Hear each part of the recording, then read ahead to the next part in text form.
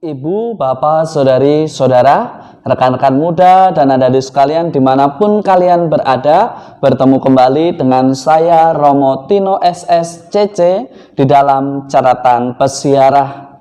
Di dalam lembaran kehidupan kita, seringkali kita mengalami kesulitan karena ketidakmampuan dan kelemahan kita, sehingga kita tidak mampu atau sulit untuk mengampuni dan bahkan melalui setiap persoalan yang ada di dalam lembaran kehidupan kita. Tetapi bukan berarti kita tidak tegas di dalam pilihan. Yang namanya persiaran hidup merupakan kumpulan pilihan-pilihan, dan orang beriman senantiasa mencoba untuk setia pada pilihan langkah dan hidup yang telah diputuskan.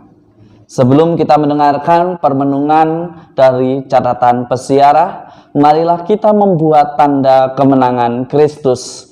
Dalam nama Bapa dan Putera dan Roh Kudus. Amin.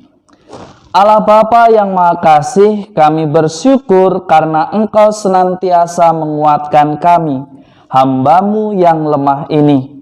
Semoga kami semakin mengimani Engkau dan menaruh harapan kami hanya kepadamu, karena Engkaulah yang senantiasa menjamin hidup kami.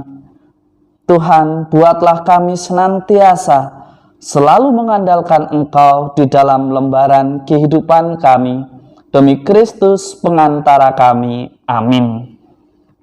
Ibu, bapak, saudari, saudara, rekan-rekan muda, dan adik-adik sekalian yang terkasih dalam Yesus Kristus, di dalam perjalanan hidup seringkali kita mengalami ketidakmampuan untuk mengampuni mereka yang sudah melukai kita, ketidakmampuan untuk menghadapi kesulitan dan tantangan hidup, terutama di tengah peristiwa pandemi COVID-19 seperti saat ini yang kita alami.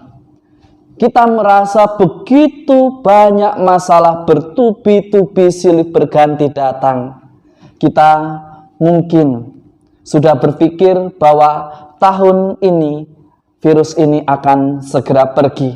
Tetapi faktanya virus ini semakin menjadi karena ketidakmampuan Anda, saya, kita semua untuk menjaga komitmen kita untuk tetap setia dan taat pada protokol kesehatan.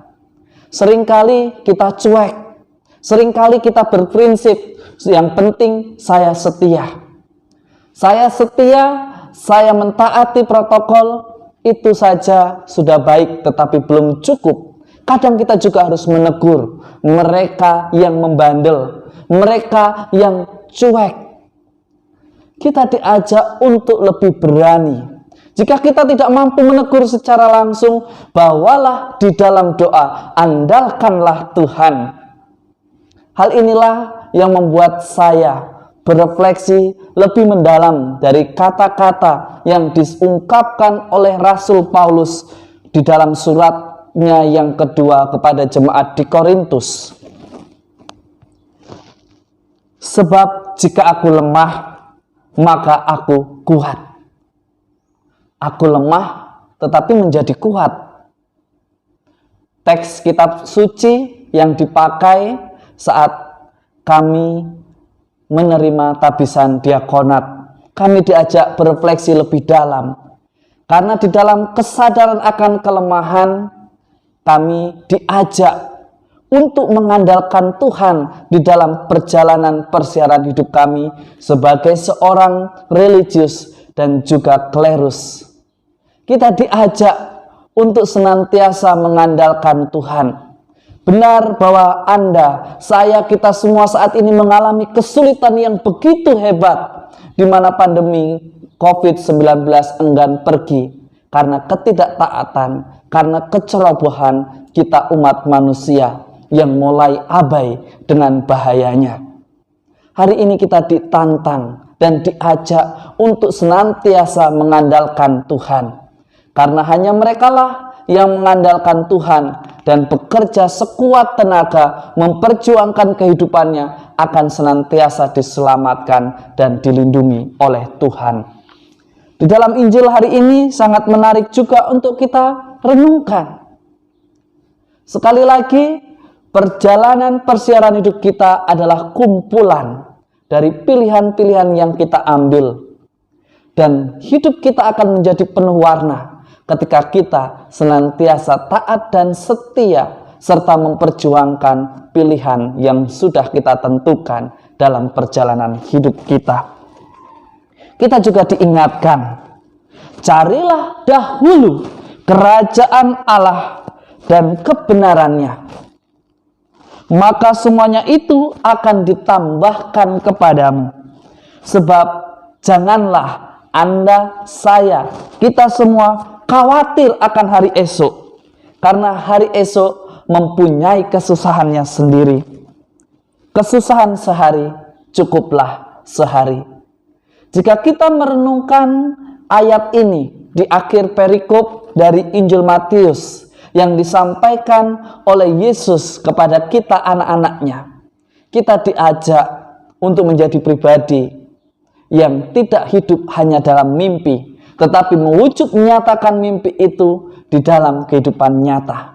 Caranya bagaimana? Kita setia pada pilihan yang benar, pilihan yang tepat. Kita memiliki komitmen untuk memperjuangkannya, mewujudkannya. Jangan kita mengatakan setengah-setengah. Ya, kalau enggak yang ini, ya yang itu. Beriman bukanlah sebuah keputusan yang dalam kebimbangan, tetapi sebuah keputusan yang pasti. Jika itu sesuatu yang salah, tinggalkanlah. Dan setiap keputusan perlu yang namanya pengorbanan, yaitu sebagai wujud komitmen kita akan keputusan kita. Hendaknya kita jangan khawatir akan hari esok. Mari kita kerjakan, mari kita atasi kesusahan hari ini. Mari kita ampuni jika ada yang bersalah kepada kita dan melukai hati kita. Jangan biarkan dendam, sakit hati menggerogoti kita sehingga kita tidak sehat dan mudah terserang oleh pandemi COVID-19 ini. Mari kita belajar untuk senantiasa tulus dan ikhlas di dalam perjalanan hidup kita.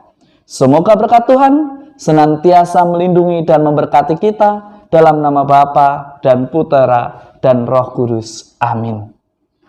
Ibu, bapak, saudari, saudara, rekan-rekan muda dan adik-adik sekalian yang terkasih, hanya orang yang khawatir akan hari esok yang tidak mau mengampuni dan tetap mendendam mereka yang sudah melukai, karena mereka takut dan khawatir akan terlukai kembali. Tetapi kalau mengaku diri sebagai orang beriman, Anda, saya, kita semua diajak untuk senantiasa mengampuni dan membalas dengan kasih, serta mendoakan siapa saja agar semuanya selamat. Jangan khawatir hari esok jika kita dilukai, karena kita pun sudah diampuni meskipun kita sering melukai Tuhan. Belajarlah untuk menghadirkan kasih Allah secara nyata di dalam hidup kita. Selamat berakhir pekan, tetap patuhi protokol kesehatan dengan taat dan setia pada prokes. Anda, saya, kita semua sudah menghidupi iman kita secara nyata. Tuhan memberkati. Amin.